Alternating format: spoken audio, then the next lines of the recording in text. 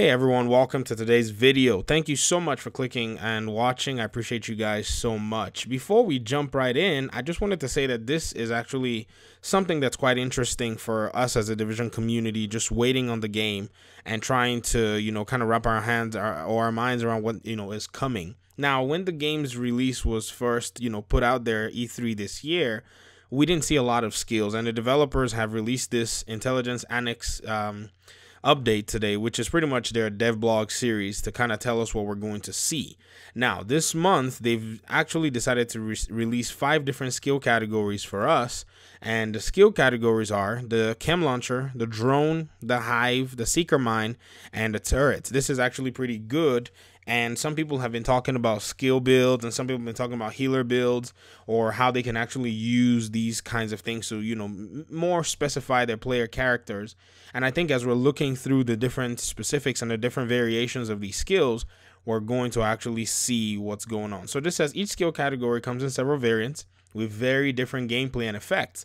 These are just some of the skills you can expect to see on March 15th, so prepare for more options and build customization. I was suspecting that was going to be something that they would actually add, because one of the things about the Division itself is the amount of skills and variants that we actually had. Each category, whether it be firearm, security, or tech, skills, they all came with different variants themselves, and they were very useful in the game. You could play different kinds of, ways with them. You could build differently with them. And so this is all what they're here to do. They're here to provide advantage for you in combat, whether you're going to specialize in them, whether you're just going to, kind of mix and match with your build. That's always something that's nice to see. So chem launcher, there are different aspects of the chem launcher.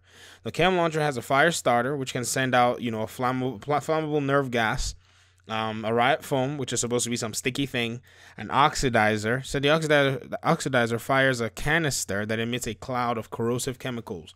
The chemical cloud lingers for a long time and efficiently eats away at enemy armor or at enemy mechanical items. The reinforcer, which is it fires a projectile that detonates and disperses an armor repairing cloud.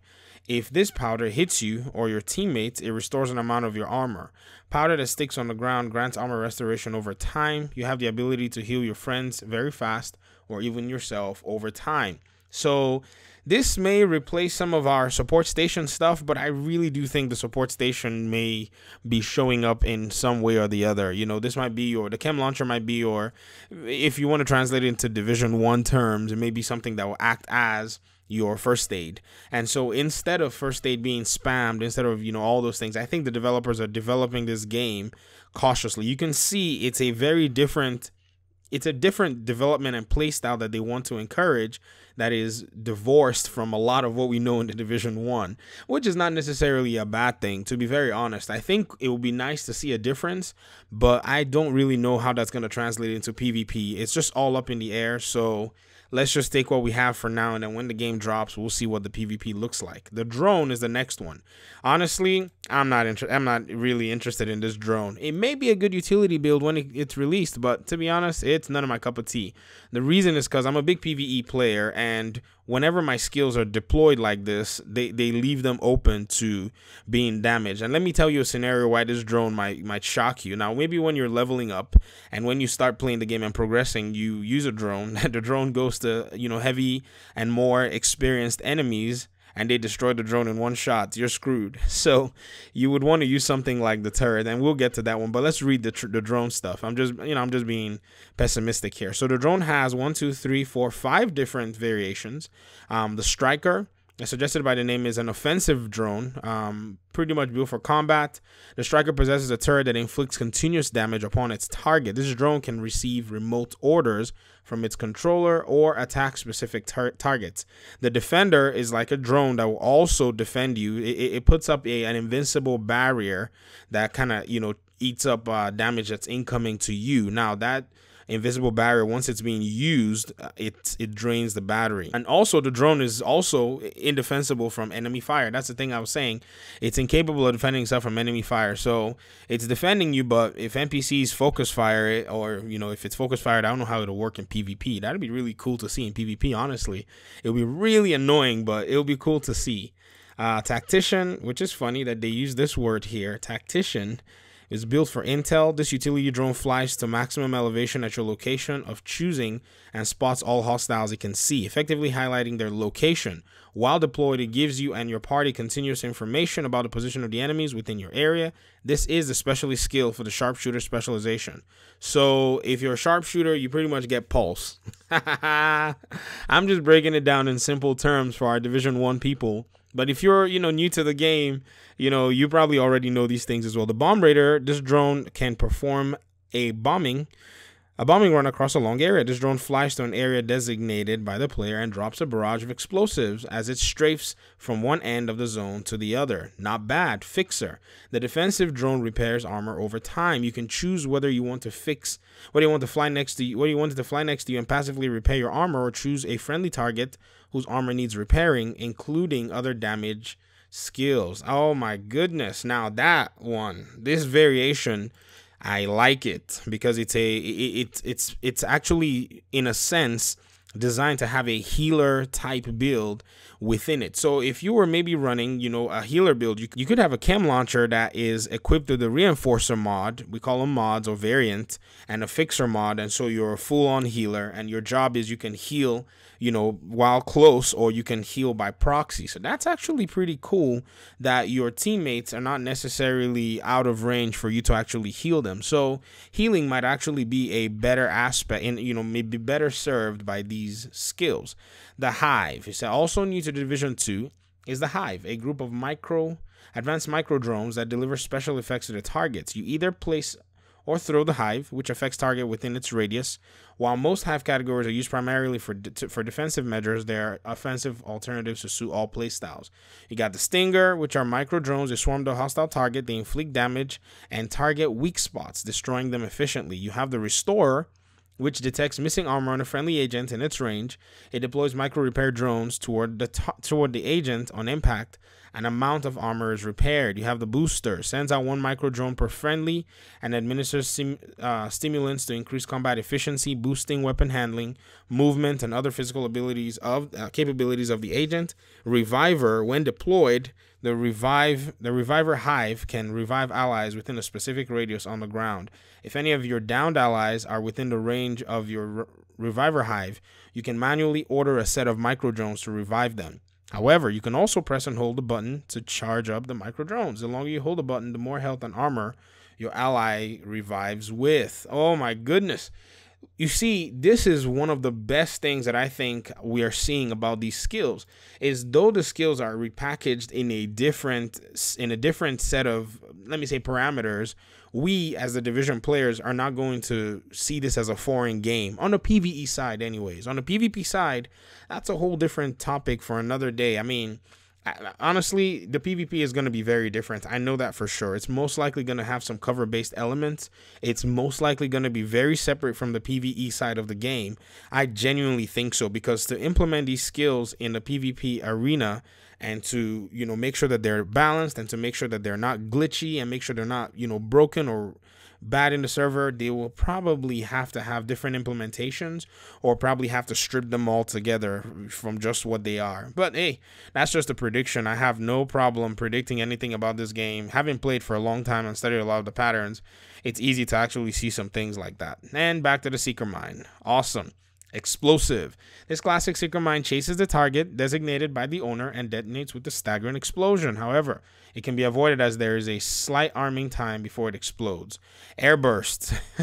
Airburst caused a lot of problems in the Division 1 with the PvP side of things. A lot of people didn't like it in the whole PvP whatever arenas. It said this mine rolls to your designated area and launches an explosive burst into the air at head height of the enemy when reaching proximity.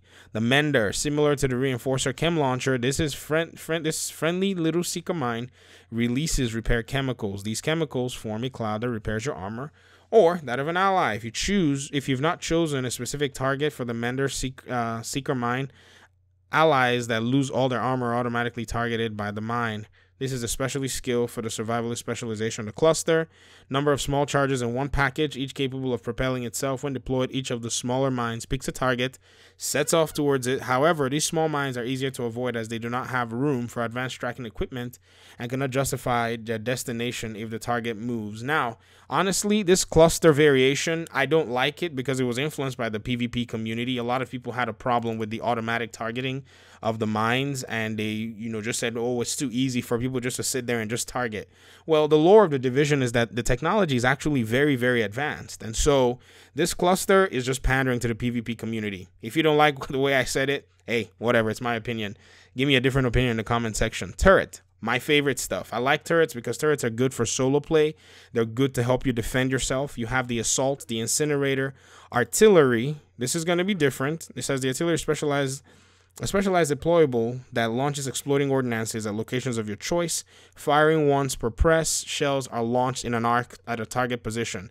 This is a specialty skill for the demolitionist. The sniper, long range semi-automatic turrets that it targets the same enemy you're engaging.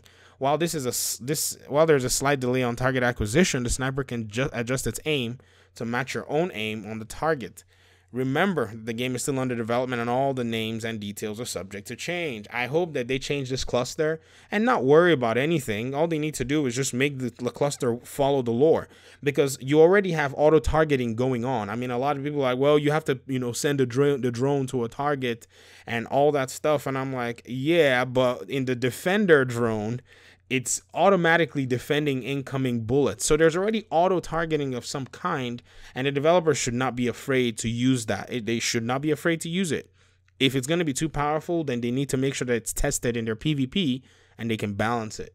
Nonetheless, I'm quite impressed at what they've actually brought out. If this is going to be showing up in the game, I think this is actually some good news for the community. They've kept the community in the dark, and I think I'm starting to see why. In one of my videos, someone said that PvP was being tested. Someone commented and said that PvP was being tested in multiple different ways. And I think the developers are being super sensitive, especially with the way the gaming industry is right now, especially, with word on the streets that games like Fallout 76 didn't do well.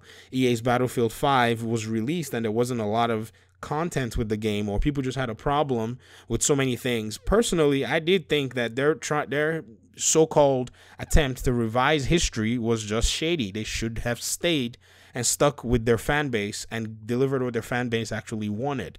That's another story for another day. But I think our developers are actually trying to be very sensitive because they know they cannot get away with what they got away with in the Division 1. The Division 1, they genuinely launched a game in a terrible state, and this time they're not going to get away with it. For one, I am not pre-ordering the game because I said I wasn't going to. I was going to wait and, if possible, buy the game at a discounted price because they were selling a 7-day access. Yes, my channel is mainly a Division channel, but I really don't care. I just cannot support those practices. In general, I do like Ubisoft, but sometimes they play a side of their hands that I don't necessarily enjoy. And they're a business to make money, and once it comes to business, feelings can go burn somewhere, and that's how it is, and that's fine. I mean, it's just one copy. It's not going to affect their overall sales in any way. It's just my personal preference. Anyways, I just wanted to furnish you guys with this information. If you enjoyed the video, please leave a comment and like the video. If you hated it, dislike the video, and let me know what skills you guys are actually interested in using and interested in seeing implemented. I know definitely these skills are all here, but I am definitely interested in seeing a shield modification coming out. Next month is going to be PvP stuff, but hey, that's when it comes out. We'll see it whenever. We'll believe it when we see it. It's kind of the PvP side of things right now. But that's all I have for today. Thank you guys once again. I'm gonna get out of your hair. Please don't forget to smash that like button. It really helps the videos. Apparently this algorithm is some foreign thing to try to figure out, but I appreciate y'all nonetheless. Thank you once again, and I guess I'll see you guys in my next video. Peace.